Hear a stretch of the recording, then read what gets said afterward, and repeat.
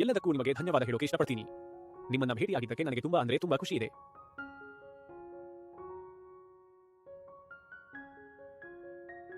ನಾನಿದನ್ನ ಊಹೆ ಕೂಡ ಮಾಡಿರಲಿಲ್ಲ. ಖುಷಿಯಾಯ್ತು. ಇದೇ ಕೆಲಸಕ್ಕಾಗಿಯೇ ಮಿಷನ್ ಇರೋದು. ಹೀಗೆ ಚೆನ್ನಾಗಿ ಮುಂದೆ ಇನ್ನೂ ಎತ್ತರಕ್ಕೆ ಬೆಳೆಯಿರಿ. ಗೊತ್ತಿದ್ರು ತಪ್ಪು ಮಾಡ್ತಿದ್ದೀನಿ. ಅದು ನಿಮ್ಮ ನಿರ್ಧಾರ.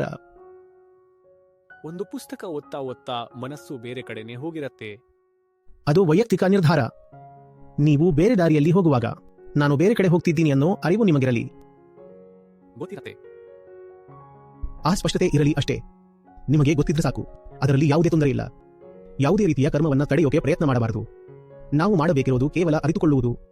ಮುಂದೆ ಏನಾಗುತ್ತೋ ಆಗಲಿ. ನೀವು ಪ್ರಜ್ಞಾವಂತರಾಗಿ ಇರಿ. ಒಂದು ವೇಳೆ ದಾರಿ ತಪ್ಪಬೇಕು ಅಂತಿದ್ರೆ ದಾರಿ ತಪ್ಪಿ, ತೊಂದರೆ ಇಲ್ಲ. ಧನ್ಯವಾದ ಸರ್. ಸರಿಯಾದ ಕೆಲಸ ಮಾಡೋಕೆ ಹೋದಾಗ ನನಗೆ ಭಯ ಆಗ್ತಿದೆ. ಇದರಲ್ಲಿ ನಾನೇನಾದ್ರೂ ಬೇಜವಾಬ್ದಾರಿ ಅಥವಾ ಮೋಸ ಮಾಡಿಬಿಡ್ತೀನಾ ಅಂತ. ನೀವು ಸರಿಯಾದ ಕೆಲಸದ ಬಗ್ಗೆ ಯೋಚಿಸಬೇಡಿ. ಭವಿಷ್ಯದ ಬಗ್ಗೆಯೂ ತಲೆ ಕೆಡಿಸಿಕೊಳ್ಳಬೇಡಿ. ಈಗ ಸದ್ಯಕ್ಕೆ ಏನಾಗ್ತಿದೆ ಅನ್ನೋದನ್ನ ಅರಿತುಕೊಳ್ಳಿ. ಹೊರಗೆ ಏನಾಗ್ತಿದೆ, ಆಂತರಿಕವಾಗಿ ಏನಾಗ್ತಿದೆ ಅನ್ನೋದನ್ನ ಗಮನಿಸಿ. ಅದರಿಂದ ಯಾವ ಕೆಲಸ ಆಗಬೇಕೋ ಅದು ತಾನಾಗಿಯೇ ಆಗತ್ತೆ. ಇದರಲ್ಲಿ ಭವಿಷ್ಯದ ಪಾತ್ರ ಏನೂ ಇಲ್ಲ. ನಾನು ಮೋಸ ಮಾಡ್ತೀನೇನೋ ಅಂತ ಭಯ ಆಗ್ತಿದೆ. ಮಾಡ್ತೀನಿ ಅನ್ನೋದು ಭವಿಷ್ಯದ ಮಾತು. ಈಗ ಮಾಡ್ತಿದ್ದೀರಾ ಇಲ್ವಾ ಅನ್ನೋದನ್ನ ನೋಡಿ. ಭವಿಷ್ಯದ ಬಗ್ಗೆ ಆಮೇಲೆ ನೋಡೋಣ. ಸದ್ಯಕ್ಕೆ ನಿಮ್ಮೊಳಗೆ ಏನಾಗ್ತಿದೆ ಅನ್ನೋದರ ಕಡೆಗೆ ಗಮನ ಕೊಡಿ.